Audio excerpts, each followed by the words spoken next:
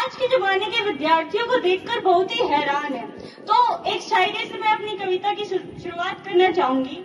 हर तरफ पढ़ाई का साया है, हर तरफ पढ़ाई का साया है, हर पेपर में 0 आया है। हम तो यूं ही चले जाते हैं बिना मुंह धोए ही, हम तो यूं ही चले जाते हैं बिना मुंह धोए ही, और लोग कहते हैं रात भर पढ़ के आया है, लोग कहते हैं रात भर पढ़ के आया है। तो मेरी कविता पर जरा गौर फरमाइएगा। आजकल के बच्चे गजब ढा रहे हैं, आजकल के बच्चे गजब ढा रहे हैं, परीक्षा में पता नहीं क्यों इतने नंबर ला रहे हैं। हम तो 7-8 भाई थे, हम तो 7-8 भाई थे, पढ़ाई में खूब दिल लगाया करते, तब जाकर सबके मिलाकर 60-70% नंबर आया करते, तब जाकर सबके मिलाकर 60-70% नंबर आया करते। हौसले इतने बुलंद, हौसले इतने बुलंद कि कभी उदास नहीं हुए, 2 भाइयों से ज्यादा एक साल में कभी पास नहीं हुए, 2 भाइयों से ज्यादा एक साल में कभी पास नहीं हुए। घर वालों ने एक बार जो पुस्तक दिलवा दी, भाई सब समझ गए हमने सारी जिंदगी वही चला दी, हमने सारी जिंदगी वही चला दी। छोटे वाला भाई तो कई ट्यूशने पढ़ा, छोटे वाला भाई तो कई ट्यूशने पढ़ा, पूरा जोर लगा दिया, फिर भी अगली क्लास में नहीं चढ़ा, आखिर में नाम ही कटवाना पड़ा। दरअसल उसे जबरदस्ती स्कूल में दाखिल कराया था, दरअसल उसे जबरदस्ती स्कूल में दाखिल कराया था, पहली कक्षा में दाखिल कराया था, पहली कक्षा में दाखिल कराया था। 5 साल बाद, 5 साल बाद पहले से ही उठवा लिया, हमें वो वहीं बैठा पाया और उसी बेंच पर बैठा पाया।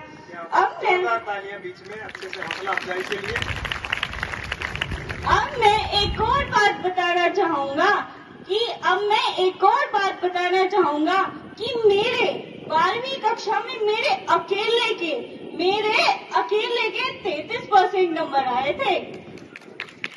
30 लोगों ने ताली बजाई, इन्होंने नहीं बजाई क्योंकि इनके तो 33% में नहीं आए थे। रवि सर ये चिढ़ते हैं मुझसे कि इसके 33% कैसे आए थे। तो 12वीं में मेरे अकेले के 33% नंबर आए थे। घर वालों ने खूब जश्न मनाए थे। कैसे जश्न मनाए थे सुनिएगा। जब मैं रिजल्ट देखकर घर लौटा तो बड़ी अद्भुत घड़ी थी। बड़ी बुआ दरवाजे पर आरती का थाल लिए खड़ी थी, बड़ी बुआ दरवाजे पर आरती का थाल लिए खड़ी थी, क्योंकि मेरे 33% आए थे ना आरती करने के लिए। भाई कहने लगी, बड़ी बुआ कहने लगी कि बच्चे ने इतिहास रच दिया, सुबह की 1.25 मणि और शाम का भंडारा रख दिया, सुबह की 1.25 मणि और शाम का भंडारा रख दिया। पहले 33% पर भंडारे होते थे साहब, और अब तो 90% पर भी बच्चे आत्महत्या कर लेते हैं। अभी तो और सुनिएगा, पिताजी ने 33% की खुशी में पूरे घर में सफेदी करवा दी, पिताजी ने 33% की खुशी में पूरे घर में सफेदी करवा दी और मार्कशीट शीशे में जड़वा के ड्राइंग रूम में टंगवा दी, और मार्कशीट शीशे में जड़वा के ड्राइंग रूम में टंगवा दी। बोले कि रिश्तेदारों को दिखाऊंगा ना कि मेरे बेटे के 33% नंबर आए हैं।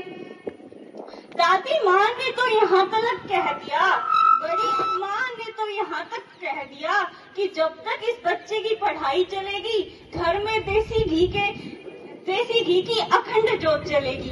हाँ वो अलग बात है कि पढ़ाई बीच में ही छुटवानी पड़ी और 6 महीने से पहले ही अखंड जोत बुझानी पड़ी। लेकिन ना कोई गिला ना कोई शिकवा, ना कोई गिला ना कोई शिकवा आखिर कोरेस्पोंडेंस में मिला, क्योंकि हमारे समय के बच्चे पढ़ाई से बिल्कुल नहीं घबराते थे।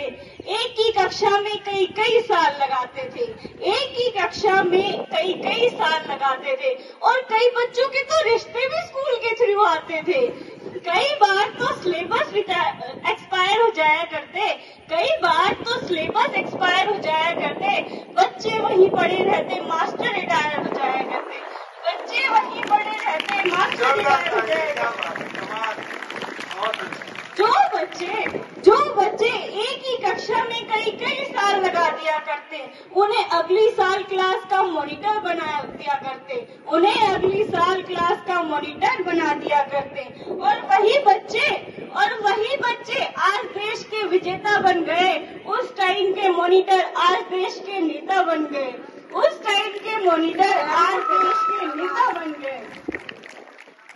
इन आखिरी पंक्तियों के साथ मैं अपनी कविता को समाप्त करूंगी कि आजकल के बच्चे न जाने किस तनाव में रहते हैं, हर वक्त कुछ अभाव में रहते हैं, और बच्चों का बचपन पुस्तकों के बोझ तले दब गया, और माँ बाप का प्यार कंप्यूटर, टीवी और मोबाइल की भीख चढ़ गया। मंद क्या मुस्काते हो, मंद क्या मुस्काते हो, हंसने में भी शर्माते हो, आओ खुल के हंस लो आज, कल दांत हो न हो। नमस्कार, मैं मुक्ति कक्षा 11वीं मेडिकल से आप सभी के सामने एक रोचक कहानी को एक हास्य कविता के रूप में प्रस्तुत करने जा रही हूँ। कृपया अंत तक ध्यानपूर्वक सुने। मेरी कविता का शीर्षक है आंख मारने की व्यथा। वैसे तो एक शरीफ इंसान हूँ, आप ही की तरह श्रीमान हूँ, मगर अपनी आंख से बहुत परेशान हूँ। अपने आप चलती है, लोग समझते हैं चलाई गई है, जानबूझकर मिलाई गई है। एक बार बचपन में, शायद सन 55 में, क्लास में लड़की बैठी थी पास में, नाम था सुरेखा। उसने हमें देखा और बाईं चल गई। लड़की हाय हाय क्लास छोड़ बाहर निकल गई। थोड़ी देर बाद हमें है याद, प्रिंसिपल ने बुलाया और लंबा चौड़ा लेक्चर पिलाया। हमने कहा कि जी भूल हो गई। वो बोले ऐसा भी होता है भूल में। इससे पहले की हकीकत बयां करते बाईं फिर चल गई। प्रिंसिपल को खल गई, हुआ यह परिणाम, कट गया नाम, मुश्किल तमाम, मिला एक काम। इंटरव्यू में खड़े थे क्यों में, एक लड़की थी सामने अड़ी, अचानक मुड़ी, उसकी नजर हम पर पड़ी, और क्या था, आग चल गई, लड़की उछल गई। दूसरे उम्मीदवार चौंके, उस लड़की की साइड लेकर हम पर भौंके। फिर क्या था, मार जूते चप्पल, फोड़ दिया बक्कल, सिर पर पाँव रखकर भागे, लोग बाग पीछे, हम आगे। घबराहट में घुस गए एक घर में, भयंकर पीड़ा थी सर में, बुरी तरह हाँफ रहे थे, मारे डर के कांप रहे थे। उस गृहिणी ने पूछा कौन, हम खड़े रहे मौन। वो बोली बताते हो या किसी को बुलाऊं, अब इससे पहले कि मैं जुबान खिलाऊं, आग चल गई। वह हमारे गुस्से के जल गई, साक्षात दुर्गा सी दिखी, बुरी तरह चीखी। बात ही बात में जुट गए अड़ोसी पड़ोसी, मच गया हंगामा, चड्डी बना दिया हमारा पजामा। एक दिन सकारे बापूजी हमारे बोले हमसे, अब क्या कहें तुमसे, शादी कर लो, लड़की देख लो। मैंने देख ली है, जरा हेल्थ की कच्ची है, बच्ची है, फिर भी अच्छी है, जैसी भी है एक लड़की है। तब एक दिन भगवान से मिलके धड़कता दिल ले पहुंच गए रुड़की, देखने लड़की। शायद हमारी होने वाली सास बैठी थी हमारे पास। पूछा यात्रा में कोई तकलीफ तो नहीं हुई, और आप मुझे चल गई। शायद वो समझी कि मैं मचल गई। उन्होंने कहा कि जी लड़की तो अंदर है, लड़की को बुलाऊं। और इससे पहले कि मैं जुबान हिलाऊं, आँख फिर चल गई दोबारा। उन्होंने किसी का नाम ले पुकारा, झटके से खड़ी हो गई। और फिर क्या था, जैसे गए थे लौट आए, घर पहुँचे मुंह लटकाए। अब आप ही बताइए क्या करूं, कहाँ जाऊं, कहाँ तक गुन गाऊं अपनी इस आंख के। कमबख्त जूते खिलवाएगी लाख 2 लाख के। अब आप ही संभालिए इसे, मेरा मतलब है कोई रास्ता निकालिए। जवान हो या वृद्धा, पूरी हो या अर्धा, एक लड़की जिसकी आंख चलती हो पता लगाइए, और मिल जाए तो हमें बताइए। जी धन्यवाद। थोड़ा सा जोश दिखाओ। गुड मॉर्निंग वाले नॉट प्रेजेंट हियर। मैं आज कोई पोयम नहीं, एक स्टैंड अप कॉमेडी करने जा रही हूँ कि एग्जाम्स में पापा और बेटे का क्या हाल होता है। तो पापा, उनको ऐसा होता है कि पेपर्स में बच्चे पास हो जाएं, बस मेरा बेटा पास हो जाए। सो ही वुड लाइक, अगर बच्चा खेल रहा है कि तुम क्यों खेल, मतलब तुम्हारा काम हो गया। अगर बाई चांस बच्चे का काम कंप्लीट है, ही सेड हाँ पापा मेरा काम कंप्लीट है। देन पापा का नेक्स्ट क्वेश्चन होता है कि अच्छा पेपर कब से है तुम्हारे। They would say 4 weeks after, 4 weeks. Then मतलब पेपर वाले दिन ही पढ़ना है तुमको। पापा का रिस्पॉन्स, अच्छा।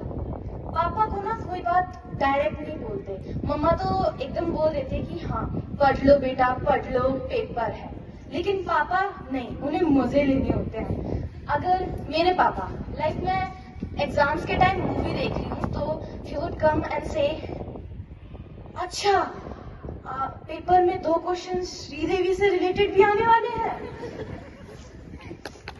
जोरदार तालियां इनके बीच में। फिर एक डायलॉग होता है कि 12वीं में ना अच्छे से पढ़े ना जम के, फिर लाइफ सेट हो जाएगी तेरी। मुझे कभी कभार लगता था ना कि 12th के बाहर निकलते ही सारे एजेंट्स लाइन बना के लगे होंगे, 90+ तुम्हारे लिए मर्सिडीज खड़ी है, 70 to 90 तुम्हारे लिए मारुति, ऑडी एंड एक्सेट्रा। और जो 50 to 70 हैं उनके लिए स्कूटर। एंड जो मनीष गुप्ता तुम्हारे 42% थे, तुम्हारे लिए सीबीएसई वालों ने स्पेशल गोलगप्पे की रेडी भेजी है। नाउ बोर्ड एग्जाम्स कईयों के हो चुके हैं यहाँ पे। एंड उसमें एक रिटन रूल ये होता है कि जितना बड़ा क्वेश्चन, जितने नंबर का क्वेश्चन उतना ही बड़ा आंसर। लाइक अगर क्वेश्चन है कि why did Ram kill Ravan, अगर ये क्वेश्चन 2 नंबर का है तो Ram kill Ravan because Ravan kidnap Sita. अगर यही क्वेश्चन 5 नंबर का होता तो once there was a king name Ram. अगर यही क्वेश्चन 10 नंबर का होता तो once there was a king name Dashrath. And then अगर यही क्वेश्चन 15 नंबर का होता तो India is a secular country, we follow many religion. बहुत जोरदार तालियां। फिर ज्योग्राफी में एक पार्ट आता है मैप फिलिंग। मैप फिलिंग्स में अगर आ जाता है कि mark 2 places in India where gold is found। एक तो पहले कुछ नहीं आता, पेन चल नहीं रहा होता, फिर दिमाग में कुछ होता तो है नहीं, लेकिन हम क्या करते हैं, मेरे दिमाग में था म्यूचुअल फंड्स एंड मन्नत फाइनेंस, तो मैंने वही फिल कर दिया। फिर ऐसे राइटिंग, वेरी हार्ड ऐसे राइटिंग। अगर आ जाता है कि राइट एन ऐसे if I were a president, मैं तो प्रेसिडेंट ही नहीं, मुझे कहाँ से कुछ पता होगा। बट हाँ, ये एकदम मेरी मम्मी की लेक्चर की तरह होता है, पता नहीं कब शुरू कब खत्म, कहाँ से शुरू कैसे खत्म।